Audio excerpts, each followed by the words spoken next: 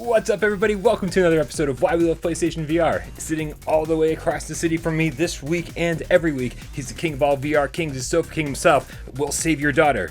You have my word. It's Jeremy King. Yes, hey, thank you very much. And over here, all sleepy pie because it's like actually late for me and early for you. This is like gusto, way to go, Brian-o time, and it's like bedtime. But I see the lights from across the city emanating out from like the watchtower where Brian records from. God, if this goes on any longer, it's going to be past my bedtime too. I know, Holy right? crap. Every week it's longer and longer. And if only. And every week on Why We Love PlayStation VR, we dip into the PSVR archive. We pull out a game at random. We dust the blow off of it. We play the crap out of it. We see if it's been any loved by developers, any updates, any DLC, and then we let you know, the loyal game cats, if it's worth your time. That being said, Jeremy, what game did we decide to play this week? This week, we decided on Crisis VRigade. Crisis VRigade by Simulab Digital, released February 5th, 2019, originally for $5.99. We're going to talk about the price increase later on and all the stuff that they added to it since then. Jeremy, what do you think about games that insist on using VR in their title? This is like the N64 days all over again. Right? Although this one did it this is pretty clever. I'll give him this one. I actually dig this one. I think it works well for the aesthetic of the game. That's for sure. Speaking of the game, what kind of game is Crisis VRigade? It's like I believe this is where things went south last time we got to this point. It's the second time we filmed this episode today. Yeah, completely different flow. Fucking Discord. Yeah, right. It's like a gallery shooter type of game, would you say? I would say. Like a time crisis type of a title. Yeah, it's hard to talk about this game and not bring up Time Crisis. Time Crisis were never even my favorite of these games, but because there were House of the Dead and Vampire Knight. If you really like the Namco games, so many. Time Crisis was excellent. Don't get me wrong. I own like all of them. I'm a huge fan. But yeah, I mean, generally what you'd consider basically a rail shooter. Yeah. But Time Crisis is the greatest comparison because Time Crisis always had these like kind of like action scenes where you went from so cinematic. Yeah, everything. Right? You jump from place to place to place and then boom, get ready, set, fire. And then here you are taking cover and shooting the bad guys, right? In terms of you got a gun and you're shooting at things that are popping up, I think that's about as close as it gets. Everything else is kind of well, no, there's some other similarities, like the power-ups and whatnot that pop up that you got to shoot at to gain access to. Yeah, I would say the biggest similarity is actually how it's a cover-based shooter. In Time Crisis, the home games always had you pushing, I think it was down on the D-pad on the gun con too, or in the arcade, you'd hit a pedal to actually pop in the cover. Right? In this game, there's no button. There's no crouch button. If there's a barrel in front of you, you just got to drop down on your floor and get behind it. Oh, yeah. Drop right down. How does that work for you, man? I must admit, this is the first title ever since I've hooked up my VR that has achieved me coming close to falling 3 different times. Like the ducking mechanic, my chair. 3 different times I was like, like when I rammed into it and realized it was there, because what was awesome is when I rammed into it all 3 times was when there was a fucking pillar in front of me that I was ducking and hiding behind.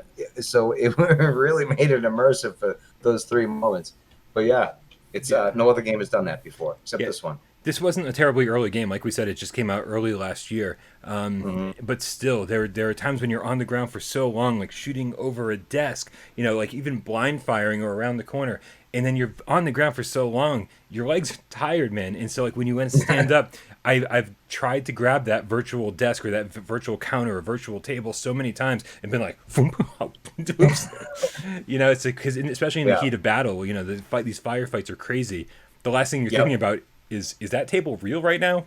That's not on your mind. No shit. You just don't want to get shot in the throat, Right. Yeah, because these firefights are intense, aren't they? Oh my God, there's so many enemies, and they're just like da, da, da, da, da, da, da, da, from every single angle, and you're like, oh, how am I gonna do this? Yeah. Yeah, I You mean, know, like, how important is memorization? Is that's kind of the key to this, isn't it? it is. Yeah, it's Just rinse and repeat over and over and over. It's kind of like Edge of Tomorrow, that Tom Cruise flick, right? Where he dies over and over and lives the same day, and he becomes better soldier because he memorizes where all the enemies and whatnot. It's a huge title a few years back. It actually had two different titles. It had one name to it, uh, Edge of Tomorrow. Then they changed it to Live, Die, Repeat, or vice versa. so Either way, it's like Groundhog Day, the first person shooter. exactly. It's a pretty awesome flick. I dug it. But anyways, yeah. So it's very much memorization because you memorize where the enemies are. You know where you duck behind, where the great. Yep. Because once it loads and you're at that next point where you're going to start to shoot at these enemies, sometimes you're like standing up with the desk here, and there's like 11 enemies that are just like, bah, bah, bah, bah, bah, bah, and you're Yeah. just like, oh, and you got to duck down quick. So you Yeah. got to get ready. It's absolutely insane. If you pop out of cover, I think part of the strategy is when you pop out of cover, you can't just pop out of cover and stay there. I think once you pop out of cover, you have to kind of keep moving your head as you Hmm. shoot and pop back in cover every so often. Yeah, you got to listen too, because you hear when they like are about to reload, or when they're like, da, da, da, da, da, and then it's quiet. You're like, here's not much, and then you just shoot and duck again. That's true. That's very true. This game supports DualShock 4, two move controllers, or the aim controller. Hmm. What did you find yourself using the most? What was your favorite?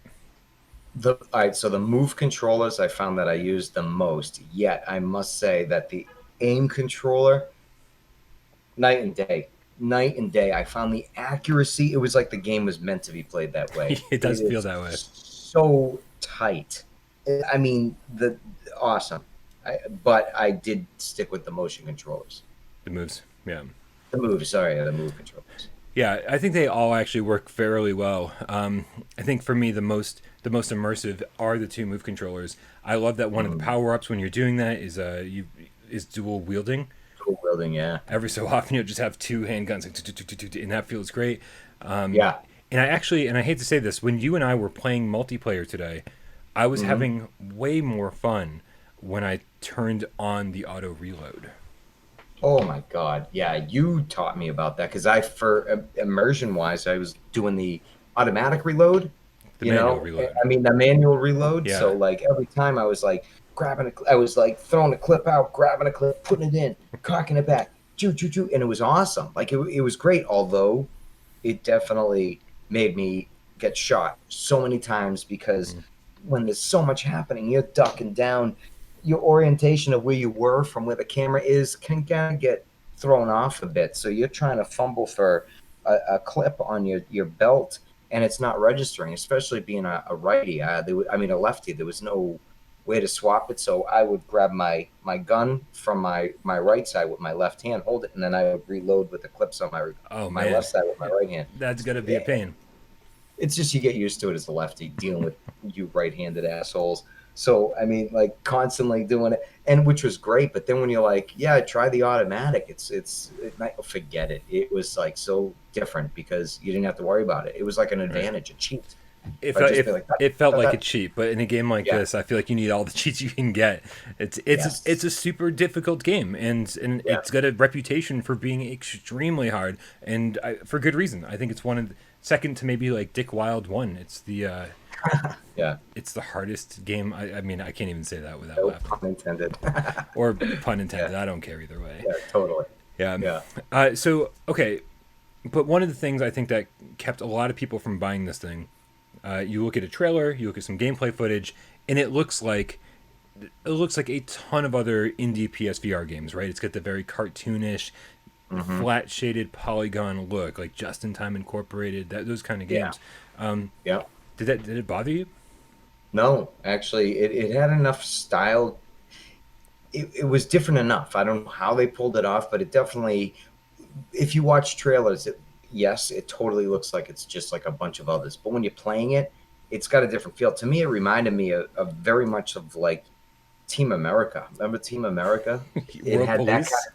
Yeah, Yeah. it had almost that aesthetic. The enemies, the way they moved around, and the heads popping off, and it was very Team America ish. And the guy, the police officer, and your radio, whoever it was, the commentary, was so like mundane and like lack of emotion about different things, like, oh, he's dead, and things like that. It, Right. it worked. You pop somebody's head off, and he's like, oh, you think he's dead? But it was just quiet enough, and it wasn't like over. I'm really going off into things right now, No, but yeah, it's totally it fine. reminded me of Team America big time, and so it felt different. It didn't feel like I was playing a different version, like a game Rec Room. It wasn't like a Rec Room title. Right. Right. Yeah. It does. It looks solid in the headset, and again, like here I am trying to grab a virtual table that is made up of like 4 polygons that are just flat shaded, but Yeah. it totally works. The last thing you care about is how this game looks when you're shooting a bunch of bad guys, and I think especially the very first scene in the very first level when you're outside the bank heist, Mhm. and there's like a school bus that's been like that's crashed over here, and there's just like Yeah. cars everywhere, and it's like and you're just like out in the city, and it feels really wide open and vast. Oh yeah, yeah, yeah. No, they did a good job. They started you out and hooked you in there with the commotion of the sirens and the alarms and the bells ringing to the bank and the gunfire, and everything sounded like it had its place. It didn't sound like it was coming from the same spot. Yeah. So they did that well as well too. So yeah, starting you right out with the bells ringing, the alarms, and the gunfire, and yeah, The it timer was ticking down 7 minutes to beat the level, or the bomb's gonna blow, and you totally yeah, get blown up in the level. Like that, yeah. that added pressure, as if the game wasn't hard enough already. There's added pressure that you have to, hey, get to And it. that timer's real, right? Yeah, yeah. See, I didn't know if it was just like an illusion because I don't know. Every time I'd load a new area, the time seemed like it was in the same spots, but I Yeah, just didn't know if it was kind of like that sense of urgency. when I first started playing the game, I was like, well, all you have to do is just really take your time and sneak around and make sure you pick off one guy at a time. And I would do that, but then I would actually run out of time every single time and then get blown Really? up. Oh, Wow, absolutely. So that there happened. you got to keep the pace up quite a bit here just to make sure that you finish the game before everything blows up. Huh. In the timer does show up between action scenes. Um, Yeah. you can choose your route, right? Like at the end of Yeah. each action scene, there's usually two options. You can go to this room or to this room. Like you go this way or that way, Mm-hmm. and so that adds to the replayability. But Yep. but moving through those rooms, I think is part of this game's downfall, especially when you Mm-hmm. compare it to a game like Time Crisis.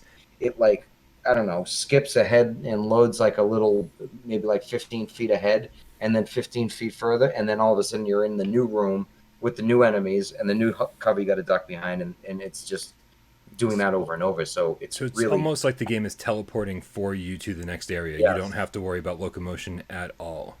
Yeah, it's a Yeah. little jarring, but also it fits with the aesthetic and the gameplay. So it personally didn't bother me. I found where you were stuck where you were to work totally fine with this title. I had zero issues, just similar to like Super Hot in that sense, where Mm. yeah, you're in this room and it's like bang, bang, bang, and don't move too much. Yeah, I mean, it was similar to that. It worked beautifully, I thought, in this title. Yeah, and especially, as we said, this game launched for $6. So we're keeping our expectations in check. This is a super budget game, and How do I always get these when they're more expensive than launch? well, because we make you play these games after a lot of shit's gone down. Yeah, And what's yeah. gone down with this is that again, when this launched, it was just that first bank heist level. There wasn't Okay. there wasn't a shooting gallery. There were no other levels. There was no Oh, multiplayer. there wasn't even a shooting There gallery. was nothing. It was like here's a very basic. Here's our vision for this game, and it almost felt like a demo. But for $6, you're like, oh, that was worth it. That's a lot of fun. It's very difficult. It's going to take me some time to beat it. Great value Mm-hmm. for $6.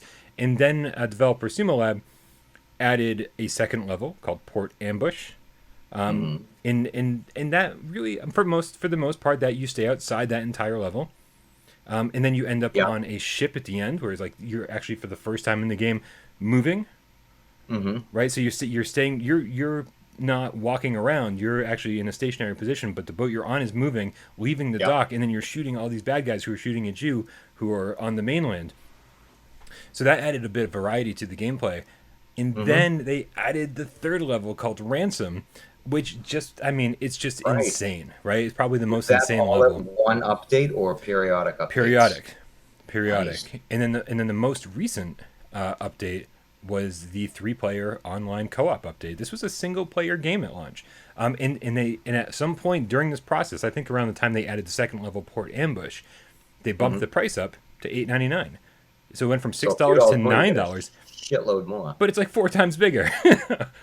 And Yeah. just for the co-op, that's awesome, because that was really fun, that feature. It changed the game. Yeah. Oh, it's so much more fun.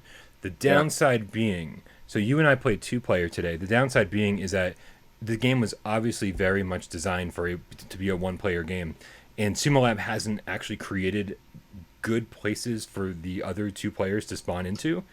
I see. And so I was spawning today into places that I was like, I have no cover. Like I'm just out here exposed. I'm like trying to take down the guys who are in my immediate vicinity just to save my ass, and then work from there. But I was like, holy crap, man! Like the people who don't have the initial spawn point are kind of fucked, to be honest. So it would be nice if they worked on that. Yeah, that would be, because I can see that on your angle. Because it was my game, so I was in the appropriate spawn point. So I can imagine on your angle, because it's already tight as it is on the spots they give you. Yeah, yeah. What I do like though is you do get to be a spectator when you die, and I think both of us at different times today, each of us had died during the very first scene, like within the first 20 seconds, and we're like, oh, I'm dead, and like the other person continued on for minutes. Like getting close to the end of each level, and you get to. More often than me, actually, I got killed many times, quite often. I started off pretty strong, but then I think by the end you'd really gotten the hang of it, and I was dying pretty frequently. So, but it was fun to be a spectator and watch you and see how you're doing, like right there, as if I was still playing the game. Mm-hmm. I don't know, man. I think we need to rate this sucker. I think so too. What's our rating scale? All right, 1 is it's an absolute must. You need this title. It's like, God damn it, Ma, give me the money now. 2 would be like, hey, Ma, I'll do some chores. I want this title, but I don't need it right yet. I'll do a few things, mow the lawn next Saturday, whatever. Give me something to do. And then 3 is just like, fuck you. I'm not doing chores. I'm sitting here because I don't want shit. I don't want that title. Keep it. Wow. What do you rate this sucker, Brian? I don't want to do chores. But that's beside the point. So Crisis Brigade 2 just came out. We didn't even really preface that's the reason we took a dive into this game, because I really wanted to re-explore this game and see where Sumo Lab came from, and see how Crisis Brigade 2 really advanced the formula, if it did. And it did. But as I was playing today, I quickly realized that Crisis Brigade 1 is the better game. I was having more fun with this game. The second one, it looks almost like photorealistic. Like the graphics are amazing. Really? Oh, they blew it out of the park. I haven't even checked it out yet. But there's no you don't end up on a ship, right? You don't end up in anything that's like moving. Ransom, the 3rd level in Crisis Brigade 1, you end up on a helicopter. and then you've got a Gatling gun and you're shooting at a building as you're. And it's so insane, and it's a great way to end, this trilogy of levels that this action movie is trying to create. And it was amazing. And there's just nothing really like that in Crisis Brigade 2. And Crisis Brigade 2 is more than twice as much. It goes for $20. And this game, even with the price hike at one point, is only $9. And it's already got the 3-player co-op. Crisis Brigade 2 doesn't have that yet. It will later. Okay. So even though Crisis Brigade 2 brought some very cool additions, like some purchasable items with in-game currency, like consumables and permanent upgrades and stuff, that was all very cool. And they did some cool things with the level design. But I just had way more fun playing this today, and I like the level design of this first game better. And so for $9, people are always like, oh, we need more aim games. And if you don't have this and you love your aim controller, and if you don't have the aim controller and you have 2 move controllers, the DualShock's fine. But like, just it's not designed to be a I didn't even bother, to be honest. The load up screen, I'm like, ew, no, because you can see your hands in the game with the gun and the control. I'm like, no, move controller. It works fine, but it's certainly not the way you want to play this. It's going to be very intense, and the last thing you want to be doing is balancing a DualShock in one hand, trying to blind fire. It's not. No, I'm giving this game a 1. Because I love Crisis Brigade 2, but as it turns out, I love Crisis Brigade 1 more. And I can't wait. I think whatever Sumo Lab does for Crisis Brigade 3, I think it's going to be incredible. I can't wait to see what they do next. What about you, man? What did you think, having not played Crisis Brigade 2 and having this Yeah. be you're diving in for the first time, getting all these levels at once and the co-op day one for you. What did you Yep. think? So as you know, and maybe the people watching don't know, whenever you give me a title, I on purpose, if I don't know about it, I don't look at anything about it. I don't look at what you said about it or Des before me or anything. I go into it blind. And so I knew I heard this title a lot. And Yeah. it was like, I don't know what if I'd seen it, which one it was, who gives, I fucking no idea. So I jump into this game and immediately, in the waiting room or the police officer room there, I go to the gallery and I start just firing off some rounds. And I'm like, wow, this is pretty responsive for the aesthetic of this game. You would think that it would be more like throwing a paper in the fucking delivery boy or whatever the hell that game was, where it would be like How do you bring up very special delivery like once a specially month? delivered. How is I that know, possible? right? Right? People are gonna I start thinking it's the only game you've played. no shit. But And by people, I mean me. I'm yeah, sorry. or Nick Mulo maybe. But like so throwing things in there, it feels like the game looks, if that makes sense. Mm. But this title responded like a title that was a Call of Duty in a sense, where it's like da, da, da, da, da, and the way you just grabbed your clip and reloaded, and yes, the controllers got in its own way, with how much you moved around in the title. So a lot of times, it would not register where I was grabbing the clip, but that's just nitpicking, because that sense of immersion was awesome. I thought that was great, loading it and grabbing the clip. So then I go into a level and I see what the game's about, and I see it's not first I was sitting. I was sitting in my chair. That's how little I knew of this title. That's a tough lesson to learn.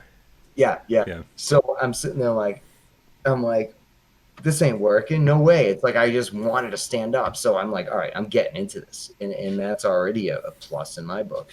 So I push my goddamn chair out of my way and I stand and I'm like tucking down. I almost fell several times, which is another great sign in my opinion, because my heart was racing. I was tense. I was like, God damn it, every time I would die. And it was not like, I got to do this again. It was just like, oh no, I'm going to get this time. That fucker's dead. Nice. And I loved it. I thought the game was great. I thought the humor was great. I thought the look of everything was great, even though they made it, they worked with what they had. They made it work well.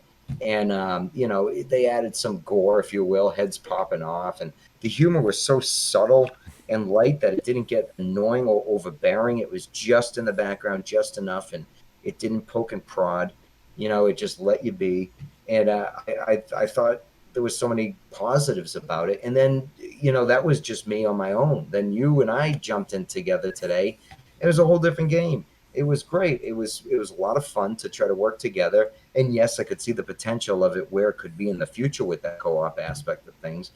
And then using the goddamn, motion, the aim controller was a whole other thing that was like, before we recorded, I almost wish I had more time with it, because it seems like the game was meant to be played with that controller. It does feel so good. accurate. I mean, it is like spot on.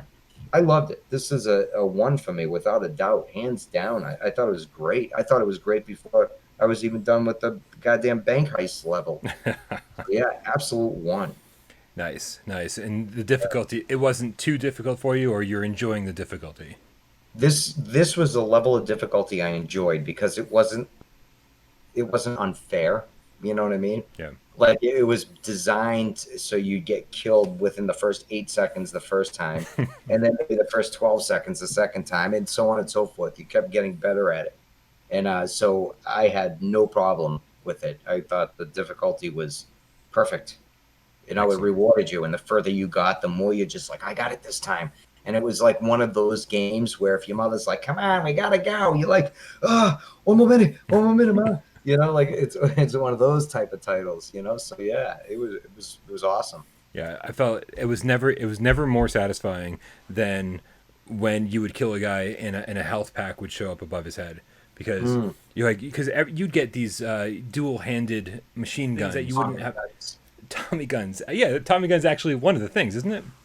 I don't remember. I mean, maybe, probably not. I think I got it confused with a different game. Somebody's probably like, those got decommissioned in 1971. It was not a Tommy gun. Crap, what game am I thinking about that actually has a Tommy gun in VR? American Dream? I don't know. It's been whatever. It's a topic It for a might be different. an American dream. Might be. But anytime you got one of those, you're like, okay, sweet, this is good. You know, you're like, I'm going to use this until the ammo runs out and whatever. But man, anytime one of those power ups showed up that, slow, bullet time was great. Both, yeah. I was like, I need bullet time right now just to kind of like breathe for a second or to like take down 5 guys at once without worrying as much about getting shot. But man, Yeah. none of the power ups to me like even came close to getting a health kit. I was like, oh my god, because every time you get hit, you're like, oh my, how many lives do I have left? Probably none. Yeah. Probably none. Not And so much. every single one of those was so valuable. And there was one run I was doing with you today where I got like 3 health packs in a row, and I was like, "This is a sign from God! Like this is the most amazing moment." Yeah. But all right, we got to move along, guys. Tell us in the comments below, what did you think of Crisis Brigade? Did you play it? Oh my God, at launch? Did you play it after all was said and done? What do you think about it compared to Crisis Brigade 2? I know a lot of people were really impressed by Crisis Brigade's 2 graphics, amazing environments, amazing weapon models. But did that blind you to the rest of the game? Did you think it was really good? I'm curious. Crisis Brigade 2 is awesome, by the way. I know. I got to check it out now. I'm very curious, especially after playing Crisis Brigade 1. It's really good, but I want to hear the people's comparisons in the comments below. I want to see what everyone thinks. Go back and play this one. You might be surprised. And of course, let us know what other games you want us to play. The list is long. It keeps getting longer every single fucking week. But that's a good thing, right? That's a very good thing. For another episode of Why We Love PlayStation VR, my name's Brian Paul. I'm Jeremy King. And we'll see you Next week.